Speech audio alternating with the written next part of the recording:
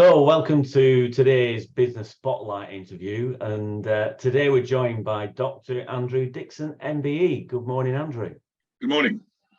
We're, as per usual with these Business Spotlight interviews, we're going to spend 15 to 20 minutes talking about your journey and some specific questions around business and what you're doing at the moment. So, before we get started, can you tell me a little bit about where you've come from, Andrew, and what you're doing now in terms of your business journey? Well, I'm a local lad from Bolton. I attended Rivington and Blackrod Grammar School, and my education was probably best described as abject. I was the only boy who left at 16, and all the teachers turned out to clap and wave me to make sure I was off the premises, I think it was. And went to work in a local mill, doing shift work at the Cook and Nuttall's paper mill at 16 as a paper chemist. Well, actually, I was testing the tensile strength of toilet paper when it was wet. So that was an interesting job, wasn't it? And I messed about, really. Michael, all the same. And I messed about with about 10 different jobs until I got to 18. And joined Bolton Gate Company and worked in the estimating department, and was lucky enough to go on several Spanish holidays with my parents. And there was a bit of Spanish work coming into the Bolton Gate Company, and so I thought I'd kind of join the export department and went to Bolton College to try and learn a bit more Spanish other than the basic 2 beers and more chips, and ended up kind of not doing very well at that, but I applied for a seasonal job in Mallorca with the Freddie Laker organization, Aerosmith Holidays, and got the job to work for a summer season in Santa Ponza, Mallorca. And that summer season ended up 10 years in Spain. I was promoted to the head rep in Benidorm, then back to Mallorca as head rep, and became the regional manager for the Balearic Islands, and at the age of 30 realized that it was time to come home. My wife Pat, who was also from Bolton, had joined me out there. We were married. We'd had our eldest lad James, and there was adverts in the paper saying people over the age of 35 need not apply. It was that ageist in those days, so we thought we'd better come back, and both Pat and my parents were still in Bolton, and so we came back, and I got a job working for Tetley's men on the Wirral as a free trade representative. Well, everybody didn't want to know about the beer I was selling. They all wanted to know about holidays that I'd been on, and where should I go and what would they recommend. And then a friend of mine asked me to help open a company called Aquasun Holidays, which was based in Walkden, and we were selling holidays to Malta. And we expanded that to include the Costas in Spain with my experience. And circumstances changed there, and I was not an owner, and my pal became a shareholder, and I could see really no future for me long term there. So at the age of 35, which I suppose isn't that old, but I thought it was quite old to be starting my own business with a wife and 2 children, and ended up giving up my company car and a wage and opened St Andrew's Travel. And St Andrew's Travel is not named after me being Andrew, it's because it was based in St Andrew's Court in Bolton, the shopping centre. And it was me, just on my own for 2 years. I went to work on a moped at 35. The crash helmet played havoc with my hair, which you can see its effect it's had on my head. And started St Andrew's Travel, and that was the journey for 25 years, running St Andrew's Travel. And the competition was quite fierce, really. At one stage in Bolton, there were 65 travel agents. Wow. And so that would be considered a very competitive market. And most of them were the big players, the multiples, who were discounting. So any holiday that we sold, they could get it cheaper at Lumpolly for a Thomson holiday, or at Thomas Cook for a Thomas Cook, or an Air Tours holiday at Going Places. And so we were up against how to compete with these big guys.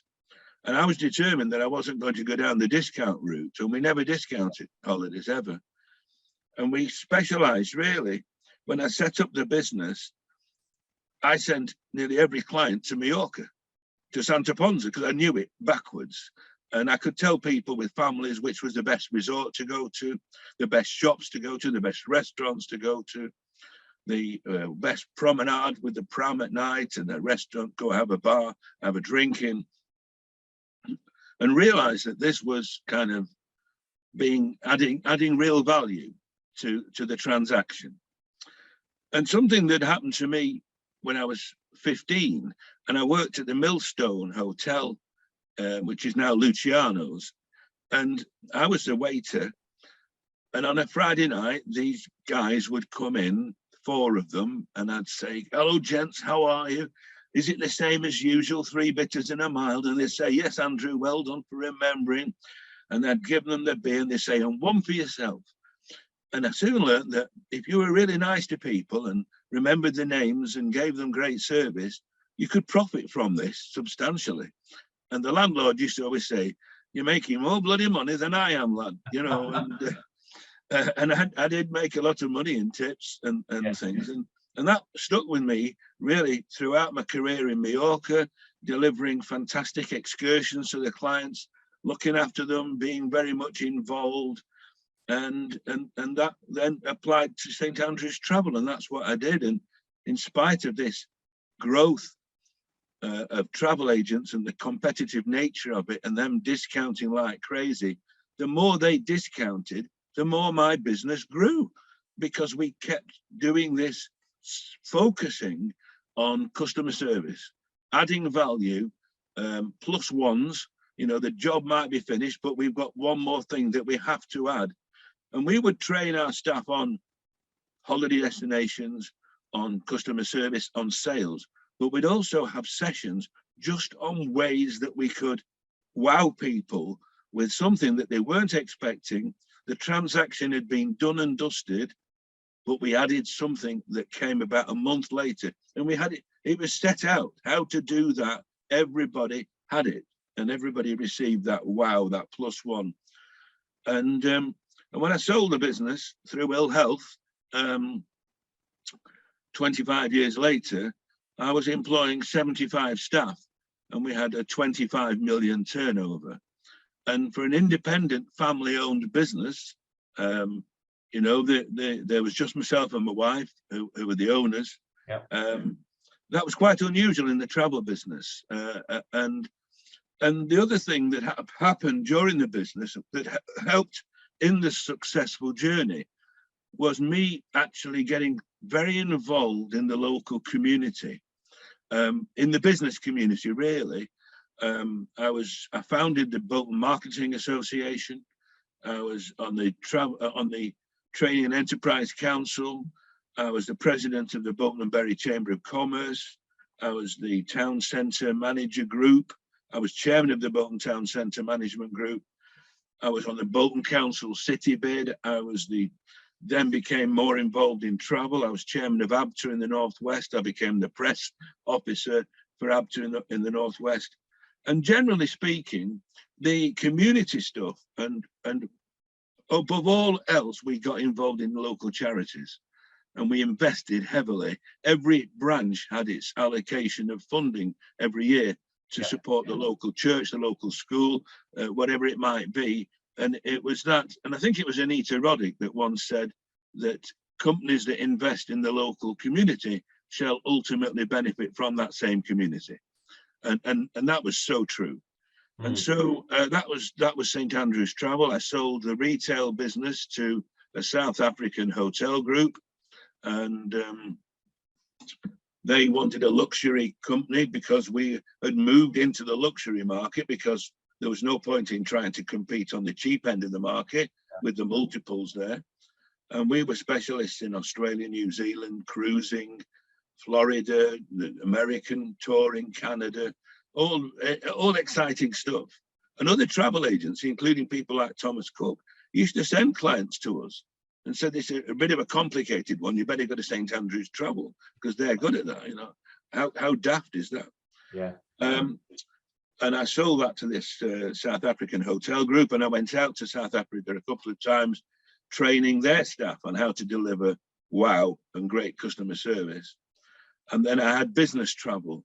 It was SAT business management, and not a lot of people knew about that because it was in a big office on Maudsley Street, opposite our head office. Yeah. And I'd got 35 staff working in there, and they were doing 15 million turnover, just looking after local businesses. And the whole thing was based around customer service. Yeah. So, and then I couldn't really get on with business travel, even though I'd owned it for quite a long time, because you didn't deal with the traveller, you dealt with a PA or even the PA to the PA, and they didn't really need any advice about the best restaurant to go to, because they just wanted to go to business meeting after business meeting, get there in the best possible way, and can we have a free upgrade? So I did a management buyout on that, and they and that went really well for them as well. They made a lot of money out of it. Good. Obviously, you've exited those two businesses now. How do you look back on those exits? Are you happy with the way that the exits went, or do you regret the way that you exited, or look back on them and how they're doing now with fondness? How do you view? Well, there are just 3 retail shops left. The South Africans managed to take it and change it completely from a specialist, colourful, joyful company and turned it into a general, boring,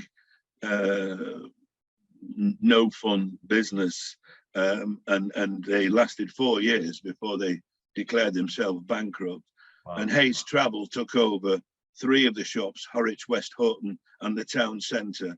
Yeah. And they are very much a similar kind of company to what I was, family owned, family run, even though they're now the largest travel agent in the UK. And you know, I was lost. I was lost when I sold the business because it was my life. It was my baby. And to see them change things the way they did, yeah, excuse me, was disappointing and upsetting in many ways. But I had prostate cancer. I didn't have any alternative really but to step back because I didn't know where life was going.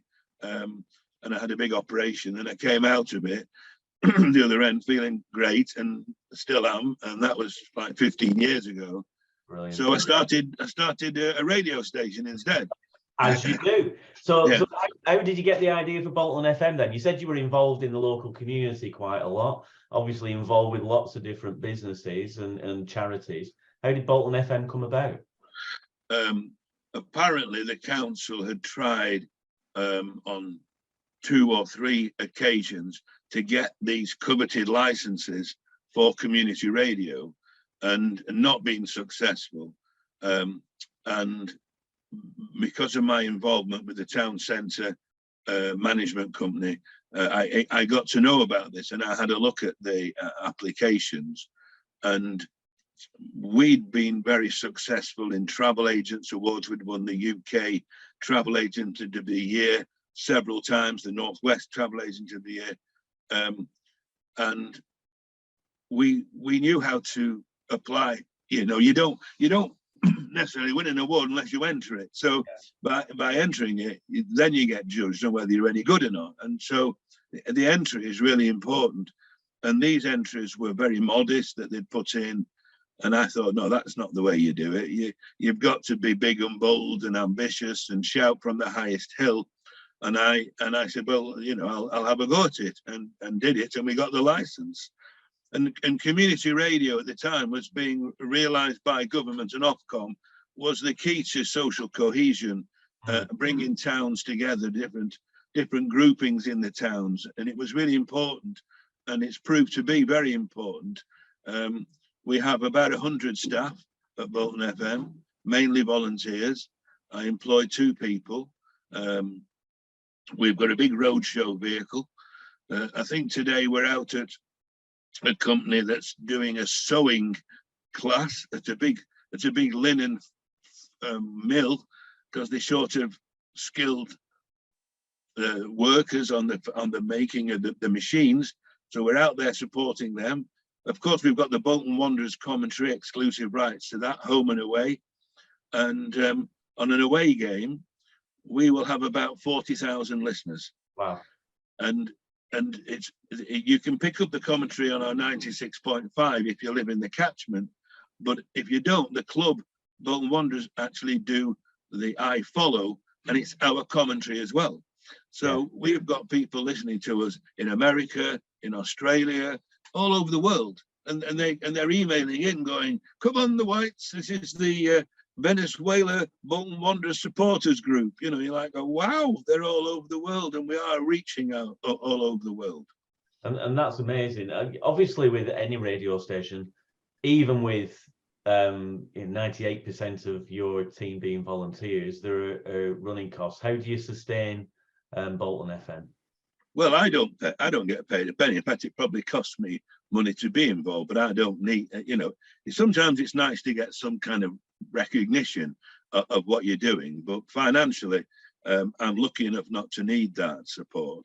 But I am still selling like crazy. So the particular mill that we're going to today to do this sewing thing that's going to be on air is part of the Rui Group, and the Rui Group owns some really big brands here in Bolton, Sock Shop, Glenmuir, Sunderland, people, and I discovered them, and our aerial is on their mill, and I've got to know the guys, and they've been so generous with us, but they sponsor the football. Right. So the football commentary was ring fenced, and we had to raise about £20,000 to cover our costs. Yeah. And we've done that through selling advertising, and it's the same local companies, Cars Pasties, Axford's Timber, people like that who are really social animals who, like me, realize that, you know, so being involved in the community helps grow your business. Yeah.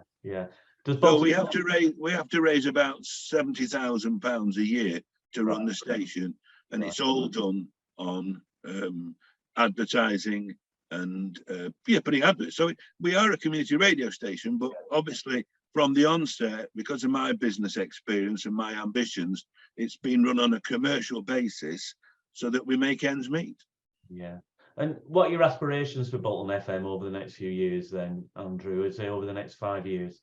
Well, I think we're getting there, but I'm always amazed how slow local businesses are to realize the power that we've got to reach people, and how radio advertising or general advertising works.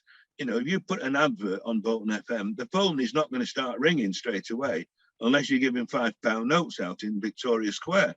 So it's a subliminal thing, and it just puts your business front of mind of anybody who is not necessarily thinking of buying now, but may be buying in the future. And when that moment comes and they're looking for a car dealership or a you know, whatever it might be, oh yeah, I remember, where have I heard them? I can't remember where I've heard them. Oh, might have been on Bolton FM. And that's how it works. That's how you get your sales in. And people, not only should they be supporting us as a community radio station because we can give them commercial benefits with our advertising, but they should look at us the way we work with the Bolton Lads and Girls Club, Bolton Hospice, Fort Alice, the Backup Group, all of the big local charities. We support them through and through. Anybody, any charity, organisation who wants to have their message heard can come on Bolton FM. So it's that engagement that people should be looking to say, well, I'm going to invest in the local community, but at the same time, I can get some advertising out, and it's a win-win situation. Absolutely. And, you know, our company's advertised on Bolton FM in the past, and I've been exposed to Bolton FM on a number of occasions. More recently, when I took part in Strictly Learn to Dance last year, where your team were there, obviously playing a big part in raising money for Bolton Hospice. So all power to your elbow. What do you see as the biggest challenges for you moving forwards then with the radio station? Just the biggest challenge for me is finding somebody to replace me, because of having so many shops in Bolton, of having the business travel in Bolton, of having all these positions of responsibility, the chairman of this, chairman of that. I got to know everybody in Bolton, really. Yeah. You know, anybody that's worth knowing, I got to know. And that's paid dividends for me, really, and being able to knock on somebody's door and go, I need some help with this.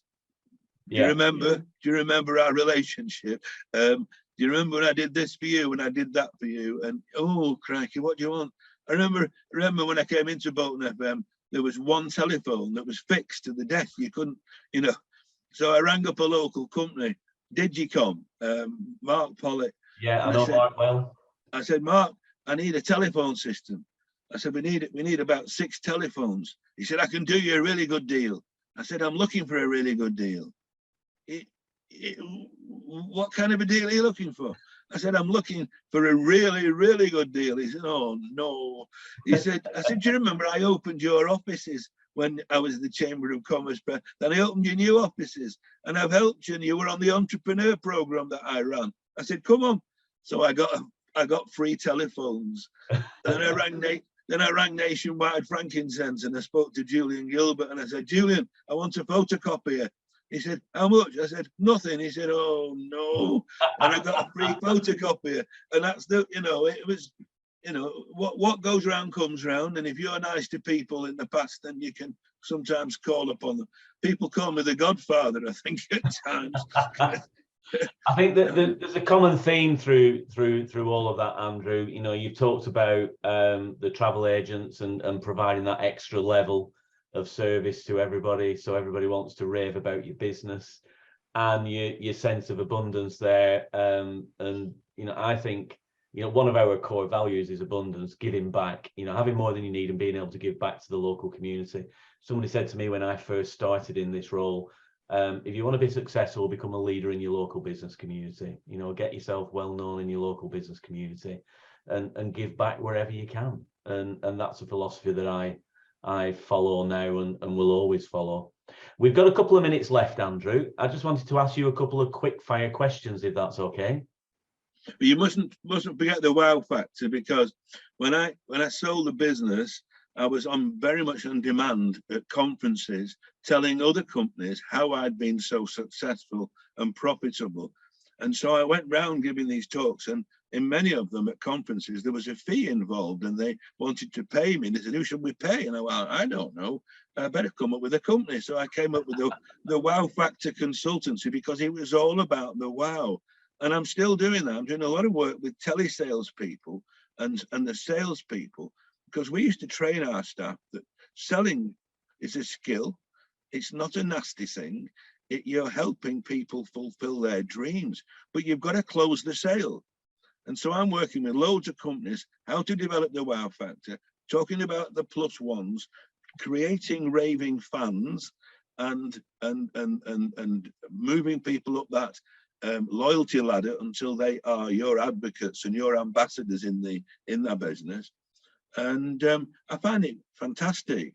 But there are so many companies that fail miserably on both delivering great service and having good salespeople that know how to close the sale. And so that's what I do at the moment, and it's not very much, but it's there, and I enjoy doing it. Brilliant, Andrew. Well, just before we finish, we'll find out more about how people get in touch with you. A couple of quick questions for you. Who's the first person that comes to mind, other than yourself, obviously, when you think about success? Freddie Laker. Because I worked for Freddie Laker. He was and Richard Branson as well. Both of those guys were fighting the big British Airways to make a success in that business. And British Airways used unfair practices on them, restrictive practices, did awful things because they had the money behind them. And both of those guys succeeded on their own levels. Yeah, Richard Branson's still going, isn't he? Yeah. Indeed, yeah, on his island. What have been the biggest learnings for you as an employer? What have they been since you started in business? Well, I think you've got to always recognise that you can't do it alone. So both at Bolton FM and at St Andrew's Travel, we spent a lot of time focusing and training our staff so that they were true representatives of the business. Bolton FM is a slightly different one because I haven't got the money to put behind employing more people, but certainly we work hard at making sure that we adhere to company standards. But at St Andrew's Travel, it was training. And we had a unique way of training people, and that was we'd get our tour operator partners to come along and talk to the staff and give them that experience and then pay for a meal.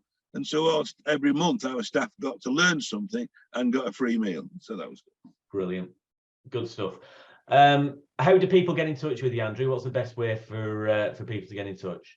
Well, if they'd like to talk either about the Bolton FM, they can they can find it on Bolton FM, or you can get my email, which is amdixon21@gmail.com, or they can give Bolton FM a ring on Bolton 375 408, or just go online and have a look at it. And the wow factor the same. If anybody's interested in improving their sales and customer service, they can give me a shout there. There is a fee attached to that, but yeah, I can come and work for you actually, couldn't I, Action Coach? You could, indeed. Andrew, it's been an absolute pleasure to talk to a Bolton legend. I've really enjoyed it. Look forward to speaking to you again in the future. Have a brilliant week. And that's it from the Business Spotlight interview for this week. Thank you very much. Thank you.